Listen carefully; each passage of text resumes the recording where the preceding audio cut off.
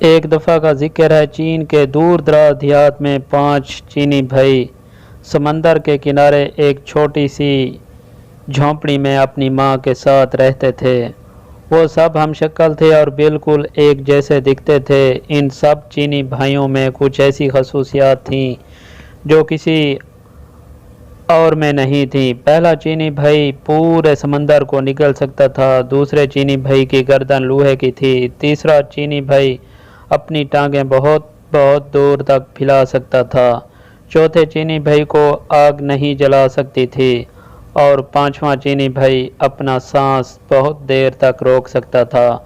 ہر صبح پہلا چینی بھائی سمندر پر مچھلیاں پکڑنے جاتا تھا اور شام تک جتنی مچھلیاں پکڑتا تھا ان کو بازار میں جا کر بڑی اچھی قیمت پر بیچ دیتا تھا۔ ایک دن سمندر پر جا رہا تھا تو پڑوسیوں کا ایک لڑکا بھی اس کے ساتھ ہو لیا۔ اس نے بہت منع کیا لیکن لڑکا باز نہیں آیا۔ دونوں جب سمندر پر پہنچے تو پہلے چینی بھائی نے ایک ہی سانس میں تمام سمندر کا پانی نگل لیا۔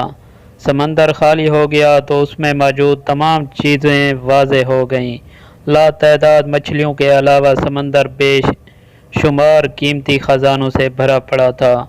لڑکا یہ سب دیکھ کر دیوانہ ہو گیا اور دوڑا خزانہ سمیٹنے کے لیے۔ پہلے چینی بھائی نے تو صرف اتنی ہی مچھلیاں پکڑیں جتنی وہ روز پکڑتا تھا۔ اس کے بعد وہ چاہتا تھا کہ سمندر کا پانی واپس سمندر میں ڈال دے۔ اس نے لڑکے کو آواز دی لیکن لڑکا کبھی ایک چیز اٹھاتا کبھی دوسری کی جانب لپکتا، اسے کچھ سنائی نہیں دے رہا تھا۔ ادھر پہلا چینی بھائی اپنے منہ میں اتنا زیادہ پانی اٹھائے اٹھائے تھک گیا تھا۔ بس بہت ہو گیا لڑکے، اب واپس آ جاؤ۔ اس نے پھر لڑکے کو آواز دی لیکن اس نے نہیں سنا۔ انتظار کر کے پہلا چینی بھائی جب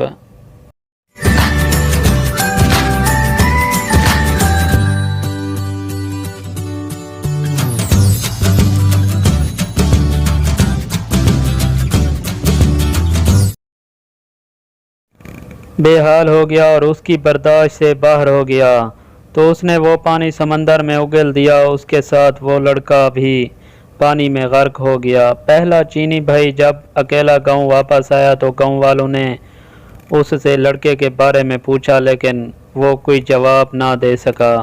گاؤں والے سب سمجھ گئے کہ اس نے لڑکے کو مار دیا اور انہوں نے عدلیہ میں جا کر اس کی شکایت کر دی۔ سپاہی پہلے چینی بھائی کو پکڑ کر عدالت میں لے گئے اور لڑکے کے قتل کے جرم میں اس کو سزائے موت سنا دی گئی۔ حضور والا، کیا میں آخری بار اپنی ماں سے ملنے جا سکتا ہوں؟ پہلے چینی بھائی نے جج سے پوچھا۔ ہاں، اتنی رعایت تمہیں دی جا سکتی ہے، جج نے کہا۔ پہلا چینی بھائی خوشی خوشی اپنے گھر گیا اور اپنی ماں سے ملا لیکن وہ واپس نہیں آیا بلکہ اس کی جگہ دوسرا چینی بھائی جیل پہنچ گیا جس کی لوہے کی گردن تھی۔ چوک پر تمام گاؤں کے لوگ اکٹھے ہو چکے تھے۔ جلاد ہاتھ میں تلوار لیے مجرم کی گردن اڑا دینے کے لیے تیار کھڑا تھا۔ سپاہی مجرم کو پکڑ کر لائے اور اس کی گردن شکنجے پر رکھ دی۔ جلاد آگے بڑھا اور پوری قوت سے تلوار مجرم کی گردن پر ماری لیکن دوسرا چینی بھائی مسکراتا ہوا اٹھ کھڑا ہوا۔ چونکہ اس کی گردن لوہے کی تھی اس لیے تلوار نے اس پر کچھ اثر نہیں کیا۔ یہ دیکھ کر گاؤں کا ہر شخص سخت برہم ہوا اور اس کو مارنے کے لیے کچھ اور طریقہ سوچا جانے لگا۔ پھر جج نے فیصلہ کیا کہ اس کو سمندر میں ڈبو کر مارا جائے۔ اگلی صبح سزا سے پہلے دوسرے چینی بھائی جج کے پاس گیا۔ جناب والا، کیا سزا سے پہلے میں آخری بار اپنی ماں سے مل سکتا ہوں؟ ہاں، یہ ایک رعایت تمہیں دی جا سکتی ہے، جج نے اجازت دیتے ہوئے کہا۔ وہ اجازت ملتے ہی خوشی خوشی اپنے گھر کی طرف چلا لیکن اگلے دن وہ واپس نہیں آیا بلکہ اس کی جگہ تیسرا چینی بھائی جیل واپس آیا جس کی ٹانگیں لمبی ہو جاتی تھیں۔ اس کی سزا کی تیاری ہونے لگی۔ سارا گاؤں سمندر کے کنارے جمع ہو چکا تھا۔ سپاہی اس کو कश्ती में बिठाकर समंदर के दरमियान में पहुंच गए जहां पानी गहरा था और तीसरे चीनी भाई को उठाकर पानी में फेंक दिया। तीसरा चीनी भाई जब समंदर में गिरा तो उसकी टांगें लंबी होने लगीं, लंबी लंबी और बहुत ज़्यादा लंबी हो गईं कि समंदर की तह से जा लगी और वो डूबने से बच गया। उसका मुस्कुराता हुआ चेहरा देखकर सिपाही और तमाम गांव वाले आग बगोला हो गए। इस बार उन्होंने फैसला किया कि मुजरिम को आग में जलाया जाए।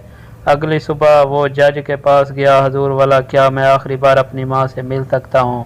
हाँ, तुम्हें इतनी रियायत दी जा सकती है। जज ने ना चाहते हुए भी उसको इजाज़त दे दी। वो खुशी खुशी अपने घर की तरफ दौड़ा, लेकिन माँ से मिलकर वो वापस नहीं आया, बल्कि उसकी जगह चौथा चीनी भाई वापस आया। गांव वाले चौक पर जमा हो गए और सिपाहियों ने आग का एक बहुत बड़ा अलाव धगाया जिसके शोले आसमान को छू रहे थे। फिर चौथे चीनी भाई को इस आग में कितना सुकून मिल रहा है। चौथा चीनी भाई मुस्कुराते हुए बोला, क्योंकि इसको आग नहीं जला सकती थी। आग और तेज कर दो, लोगों ने चिल्ला कर सिपाहियों को कहा और उन्होंने आग और ज़्यादा तेज कर दी। ओह, बड़ा मज़ा आ रहा है, चौथा चीनी भाई खुशी से बोला। गांव के लोग ये देखकर सेफ पा हो गए। फिर उन्होंने फैसला किया कि इसे बदबूदार जगह पर बंद कर दिया जाए ताकि दम घुटने से मर जाए। अगली सुबह चौथा चीनी भाई जज के पास आया। हजूर वाला, क्या एक आखिरी बार मैं अपनी माँ से मिलने जा सकता हूँ? हाँ, इतनी रियायत तुम्हें दी जा सकती है। जज भी उस पर गुस्से से बोला। इजाज़त मिलते ही चौथा चीनी भाई दौड़ा दौड़ा अपने घर गया, लेकिन वो अपनी माँ से मिलकर वापस नहीं आया, बल्कि उसकी जगह उसका पांचवा चीनी भाई आया। सारा गांव चौक पर इकट्ठा हो चुका था। एक बंद कोठरी में बेशुमार बदबूदार और जहरीली जड़ी बूटियाँ इकट्ठी करके जलाई गईं और पांचवें चीनी भाई को उस कोठरी फेंक कर ताला लगा दिया। सारी रात तजस्सुस में गांव वाले कोठरी के बाहर बैठे रहे। सुबह को जब सिपाहियों ने उसकी लाश निकालने के लिए दरवाज़ा खोला तो पांचवा चीनी भाई मुस्कुराता हुआ बाहर निकला, क्योंकि वो बहुत देर तक अपना सांस रोक सकता था, इसलिए बदबू से नहीं मरा। लोग ये देखकर हक्का बक्का रह गए। जज आगे बढ़ा और बोला, हमने तुम्हें हर मुमकिन तरीके से मारने की कोशिश की, लेकिन तुम हर बार बच गए। इसका मतलब है कि तुम बेगुनाह हो, लिहाजा तुम्हें इस जुर्म से बाइज्जत बरी किया जाता है। अब तुम आज़ाद हो। तमाम गांव वालों ने भी जज की इस बात से इत्तफाक किया और इसका पीछा छोड़ दिया। वो खुशी खुशी अपने घर की तरफ दौड़ा जहां उसकी माँ और चारों चीनी भाई उसका इंतज़ार कर रहे थे। उनकी बाकी ज़िंदगी हंसी खुशी गुजरी।